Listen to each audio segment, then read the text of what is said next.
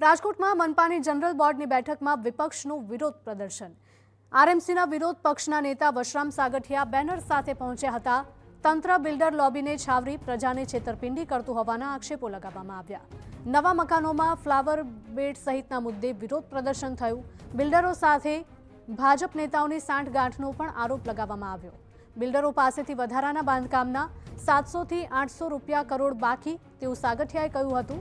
ભાજપના નેતાઓના સેટિંગના લીધે બિલ્ડરો પાસેથી નથી લેવાતા રૂપિયા। બિલ્ડરો પાસેથી રૂપિયા લેવાય તો મનપાને 200 કરોડ રૂપિયાની લોન ન લેવી પડે।